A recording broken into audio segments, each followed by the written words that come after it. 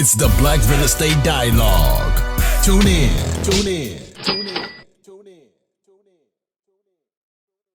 There's one question here privately that's sent to me. Can you discuss why someone should not necessarily take out the max when they refi to avoid being over leveraged? Why do you just, okay. So where I'm in that situation where I'm describing a B.R.E.D, when you go to refinance, a lot of times the banks will let you refinance up to 75% of the value after repair value of the property. And sometimes it's not always good to take out the max. So let's say on $100,000, if your ARV is $100,000, the bank will let you take out $75,000 as a loan. It's not always the best to take that out because you can if you're looking at your cash flow, you can price yourself out of good cash flow. So if your property is not renting at a high enough number where you can afford a $75,000 mortgage and still cash flow properly. And when I say cash flow, I'm thinking about like net. So take your gross rent, subtract your mortgage, subtract reserves, and net the way you want to is a reason why you wouldn't tap it out and do the maximum there. And then also, if the market drops any and you are at 75% all the way in, you can kind of go upside down. So if you leave yourself, let's say 60% of the ARV or 65%, you give yourself just a little bit of room for comfort there. So that's one reason I wouldn't take everything out. And I've actually had that situation where I went to refinance a property and they told me like, oh, you could take this much. And I was like, nah, just leave it there. And while I'm on that property, this is another way to kind of finance deals is a HELOC. So what I've been able to do on that exact same property is I didn't take out the maximum that I could when I refinanced the property, but because there was equity there and then that property has appreciated, I went to a bank and I asked for a home equity line of credit. And so now I could use the equity that I left in that property by not taking that larger mortgage, and I can kind of tap it as a bank, if you will, to use my HELOC there. So another way to kind of finance deals, if you have a primary residence now, you have equity there, and you understand you want to tap some of that equity, you could use that equity to go purchase a property. And specifically, if you're going to use the B.R.E.D method, you can, on your refinance, replace that home equity line of credit. So when you're using or deciding how to finance a property, I would say be very comfortable and understand your exit strategy, because that determines, how you want to get into the property. I'm sorry.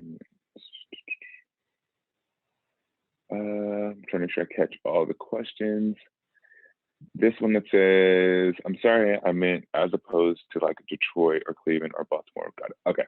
Yeah, so it was just me being familiar with that area, and that's why I started in Hampton versus any of the other popular destinations like a Detroit, a Cleveland, or Baltimore.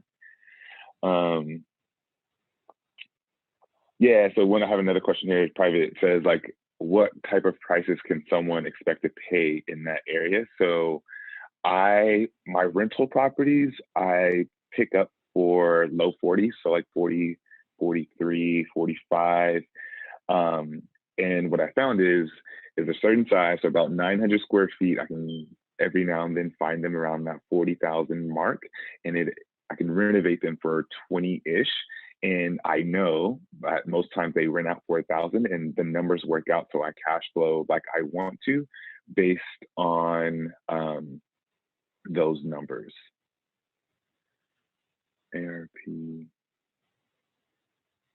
ARV or is that annual rate? Are you talking about like your interest rate?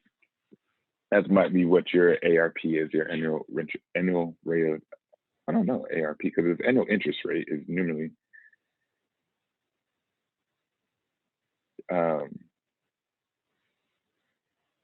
oh, ARV, do you mean ARV? because I said ARV. That may be what you're talking about. Okay. If you're thinking about ARV, it's the after repair value. So if I take a property that needs some work, I renovate that property. The ARV is what that property is worth once I've fixed it up. And the ARV is based on comparable sales. So in my area, like what I like to rent 3-bedroom, 1-bathroom, about 900 square feet. So to get the ARV of a property I am looking at, I look at what other properties that are 3-bedroom, 1-bathroom, about 900 square feet have sold for. And that's how I get the ARV, which means after repair value. And I'll type that in the chat so you have what ARV is. Equals.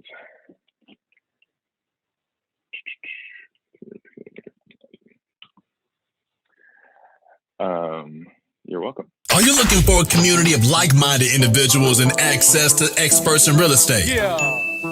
Are you interested in real estate but need more support and guidance? You know who it is? The Black Real Estate Dialogue presents the Real Estate Investing Community. No matter how much or how little real estate experience you have, we've created a community for you because your perspective is important.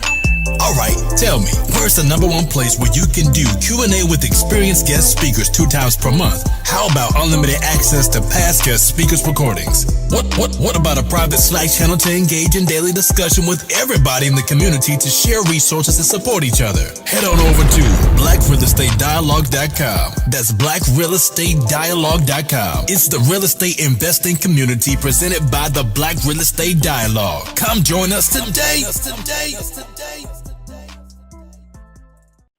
Another private question here, assessing the deal. This is really funny. I laugh because I've gotten this question from people that like I talk to, and they're like, "What do you use? What do you do?" So the question is, what is your general process for assessing a deal? Do you use any particular tools? My process it's all in here. I've actually created a spreadsheet for myself. I've taken the time and put a spreadsheet down and created a spreadsheet, but I don't ever use it. I know kind of estimating rehabs and things like that. I do a lot of it in my head, or I might jot some notes down, but there are calculators. So I know Bigger Pockets. I hate to keep plugging someone that doesn't give me any payment, but Bigger Pockets does have a lot of good tools. Like I can't knock them because they have everything. Like they're the real estate Bible. That's what I call it. Maybe it's sacrilegious, but they have all the tools. So they have calculators that help you assess them.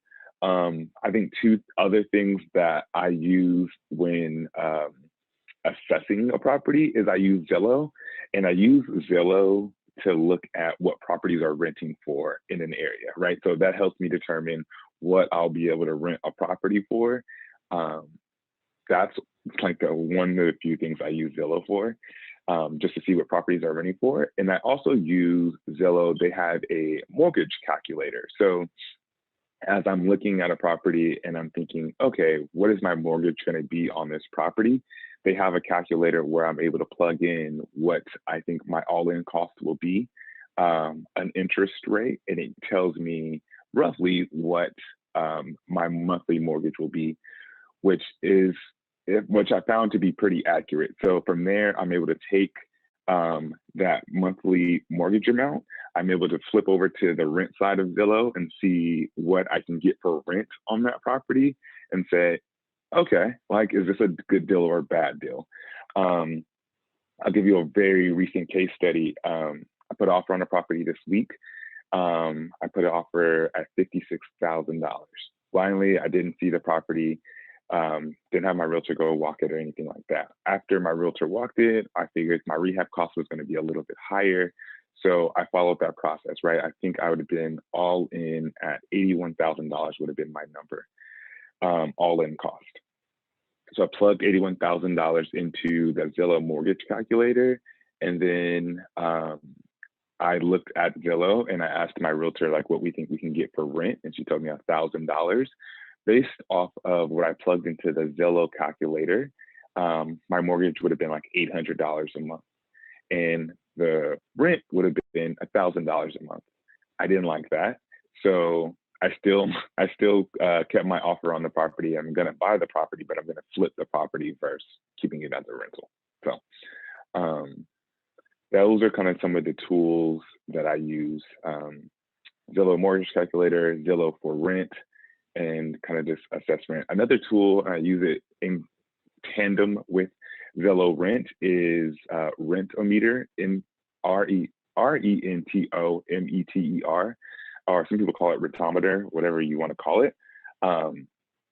But that's another tool that I use to say like, hey, in this area, what are things being priced at? And it's backed by apartments.com. So they're using a lot of the apartments.com data to assess the rent in a particular area.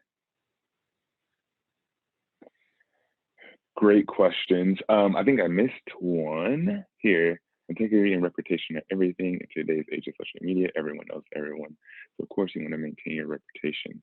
How do you, or would you, mitigate a situation to repay the debts if a deal went bad in any way? Maintain your goal, maintain your good name to your lenders.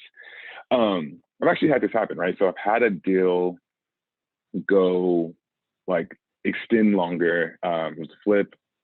It's a long story. It didn't go well, but I used some private money to fund that deal. And one of the things that I think is I did to kind of help maintain the confidence with my private lenders was communication. Like, just kept giving them updates like, hey, this is what's going on. This is what's going on. And so they weren't ever wondering like, where's my money and what's going on. So communication is really big.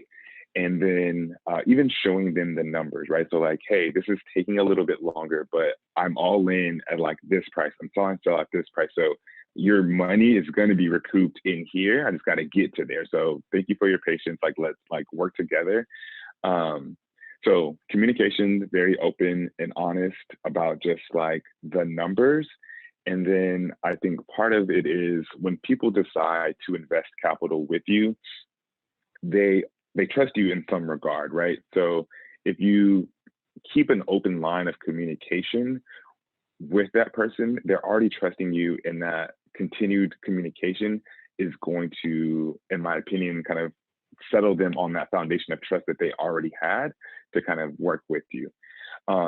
I think one big thing is too, like on your exit, like that your lenders should always be paid out before you, right? So if there comes a situation where you are planning to, refinance, kind of pocket 10,000 just because you can sometimes, or on a flip, you're gonna, make 20 and things gone wrong, that you pay back your lenders first and make sure they're solid before you tap any money. Before you touch anything, make sure that they're paid first.